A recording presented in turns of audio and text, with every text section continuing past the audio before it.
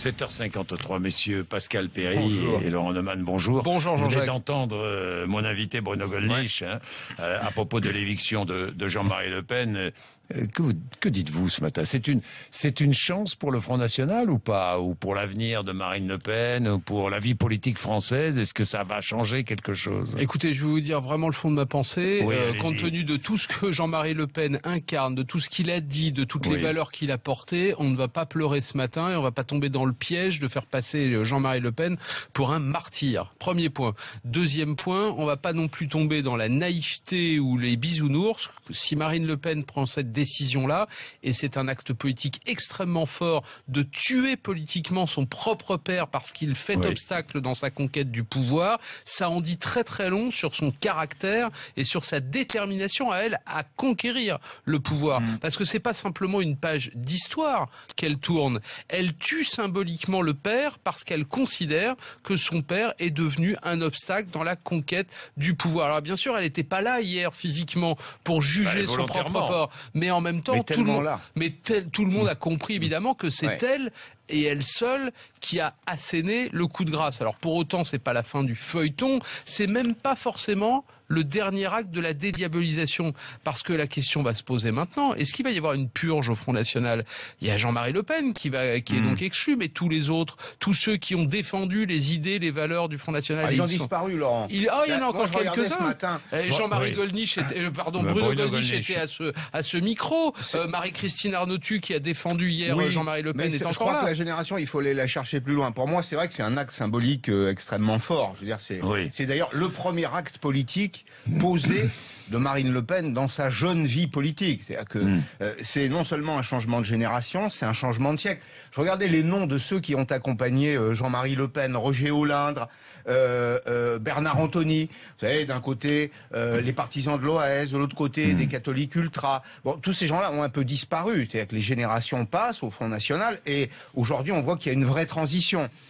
Le Front National a été un parti de témoignage, un parti de contestation et il aspire avec Marine Le Pen à devenir un parti de gouvernement, avec un certain nombre de risques d'ailleurs, Jean-Jacques et Laurent.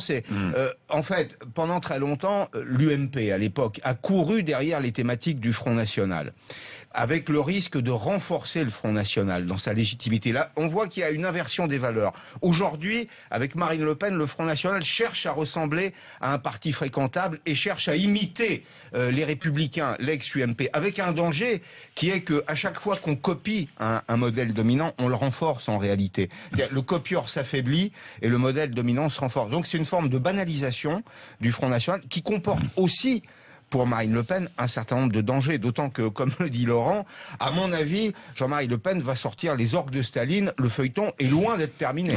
Les universités d'été, il sera présent. Il y a quand même, pardonnez-moi, il y a quand même une question à laquelle Marine Le Pen n'a pas encore totalement répondu. Mais elle n'a rien dit, depuis l'élection de son père. Même depuis 4 mois que ce feuilleton a commencé. Elle lui reproche les propos qu'il a tenus dans certains médias. Très bien. Mais dans ces propos, honnêtement, il n'y a pas grand-chose de nouveau. Quand elle prend le pouvoir en 2011, elle prend le pouvoir avec tout ce qui s'est passé avant. Elle a dit j'assume. Très bien, elle a dit j'assume. Lorsqu'elle accorde à Jean-Marie Le Pen l'investiture pour les élections européennes en 2014, c'était pas il y a très longtemps, c'était il y a une petite année. Elle sait déjà ce que pense Jean-Marie Le Pen et elle assume toujours. Donc il s'est passé quelque chose et ce qu'il faudrait, c'est qu'elle explique ce qu'il s'est passé. Cette interview à Rivarol, ces propos qui ont été tenus sur différents médias, ça ne suffit pas à expliquer. En réalité, il n'y a qu'une seule explication, c'est que les sondages sont extrêmement clairs. Pour se débarrasser des oripeaux de l'ancien Front National, il n'y a qu'une seule chose à faire, c'est se séparer d'un symbole. Et elle est allée jusque-là. Une fille qui se sépare de son père, c'est quand même pas banal. C'est peut-être le début d'ailleurs d'une transition un peu plus large. En réalité, une vraie transition politique et économique aussi. C'est-à-dire qu'on peut imaginer que le Front National, d'abord en changeant de tête, a aussi changé de programme et que le changement de programme n'est pas achevé. C'est-à-dire qu'on voit qu'il y a une séparation du premier et du deuxième étage de la fusée, si je puis dire. Mais d'ici 2017, je suis convaincu que le programme du Front National dans le domaine économique sera amendé. Ce qui se passe en Grèce, évidemment, interpelle tous ceux qui sont dans cette logique de cession avec l'euro et avec l'Europe. Et donc, je suis convaincu que Marine Le Pen va revenir sur toute cette logique-là et qu'elle va chercher à rassembler son parti autour d'une thématique qui lui permettra de prendre le pouvoir. Mais quand on vient de la périphérie, est-ce qu'on est capable de prendre le pouvoir? Dans quelles conditions? Est-ce qu'au fond, les Républicains ne sont pas plus légitimes pour le faire? C'est toute la question qui se pose à Marine Le Pen. Ouais, c'est très juste. Mais il y a quand même une inconnue encore, une de plus, c'est que évidemment, on a bien compris que Jean-Marie Le Pen n'allait pas se laisser faire. Il va y avoir la riposte judiciaire, il va y avoir la riposte politique. Or, Marine Le Pen, elle a une campagne des régionales à mener et qui commence maintenant. Il y a des universités d'été. Vous imaginez les images si Jean-Marie Le Pen se pointe à l'université d'été du Front National à Marseille sur ces terres? Qu'est-ce qu'on va faire? On va mettre des grilles, on va lui interdire l'entrée. Les images risquent d'être aussi néfastes que celles du 1er mai. Vous vous souvenez de Jean-Marie Le Pen, les bras ouverts. Donc ça veut dire que ça n'est pas totalement terminé. Bien, merci messieurs.